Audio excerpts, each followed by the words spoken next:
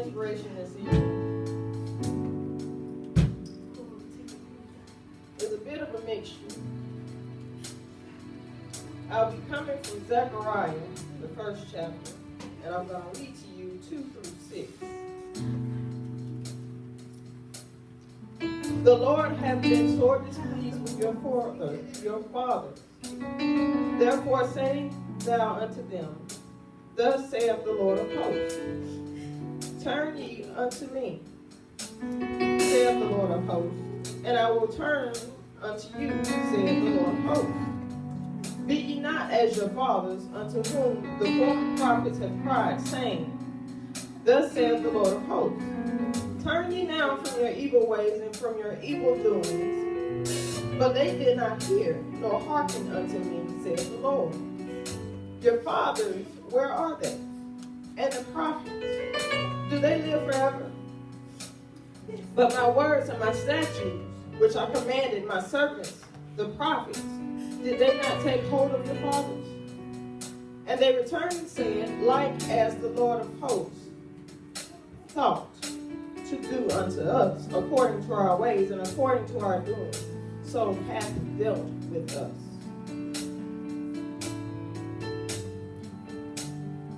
From this short passage, I simply heard him say, Return to me. I know in the past few weeks we've been dealing with the clarion call, and we've been doing some realignment, and we've definitely been doing commitments. But somewhere along the way, the call came because we got out of alignment. Ezekiel came because he needed to speak and bring us back to a place. But most of all, he said, I just want you. And if you accept me, I accept you. Just simply return to me. And many times, I hate to say it, but we as Christians get so comfortable in our comfort zone, going from day to day, 1, 2, 3, 4, 5, 6. We get in such a repetitive routine that we forget to depend on God. When in reality, we should be in a position where we're welcoming change, but we're welcoming comfort. We don't look for God in those mysterious places. We look for him in our comfort places, whether it be at home on the couch or at home at home in the backyard or at church on the front pew or on the back pew, or better yet, on our jobs with the door closed. He'll still come in, but are you open to let him in? Because you won't return to him, meaning return all your problems, all your situations. The things that we've been battling with, and won't really fully give it over to him. Those things he wants you to return to him. Because when you take yourself to him and leave it all on the altar, you take all your problems as well. So simply can we return to God and give him what is really his, meaning he created it in the first place. He may have given it to you to carry a little while, but he wants you to bring it back. See, we should remain always in the care of our Lord, not being afraid of what the next milestone is. But some of us won't even come out of the shades to look at the sunshine when it's really shining bright outside.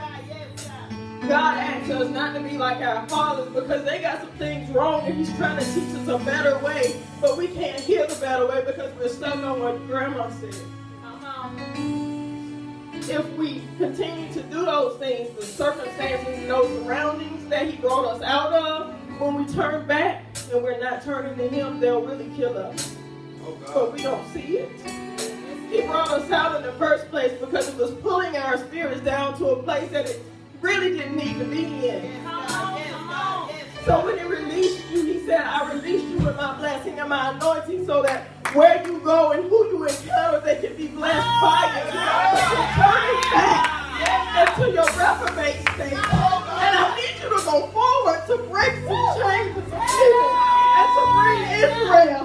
Israel is not a country. Israel is the people.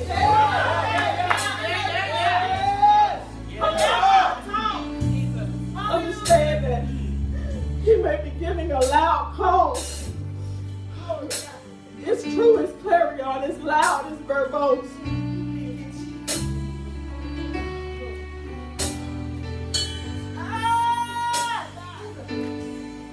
It's bigger than what we think. Speak, Holy Ghost. It's bigger than what we know. Yes, Lord God. See, it's not just here in the city where we hear the call.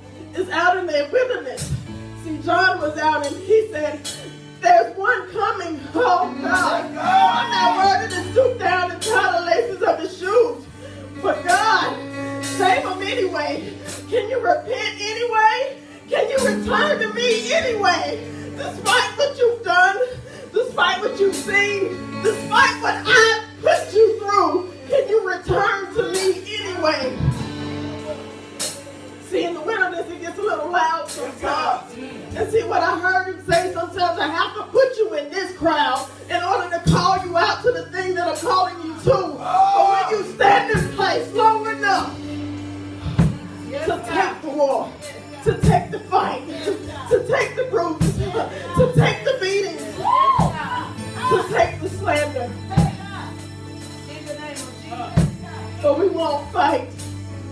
When the real enemy just gotta stand, it's not about the fight. He wants you to come back to him. It's not just me he's calling, it's all of us. Because we're the kingdom. He's coming back not just for you, for me, for you, for me. It's all of us. See, our circumstances have got us a little caught up.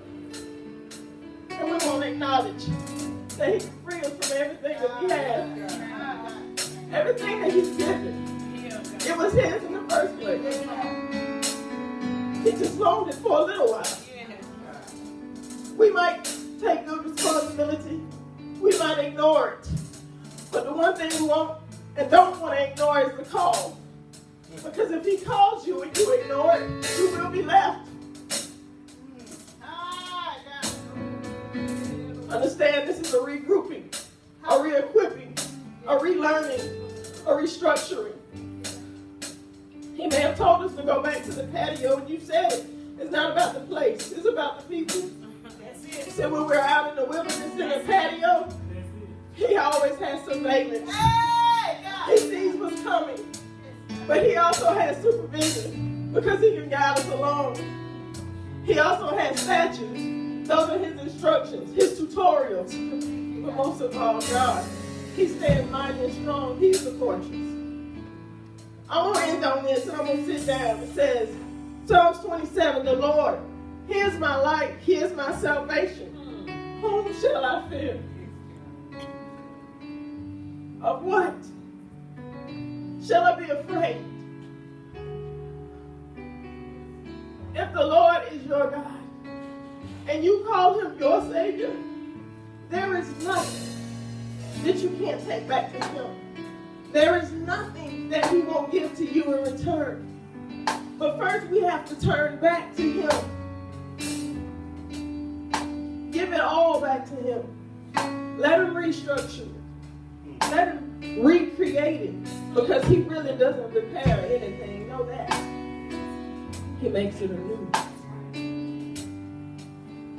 We're in a place, people. He's calling us back to a place where it's all about him. It's about depending on him fully. It's about seeing him work the works that only he can work in places that only he can work in. Only if you stand. Only if you go. Can you just simply return? That's all he's asking for, a simple return. That's just a simple return to him.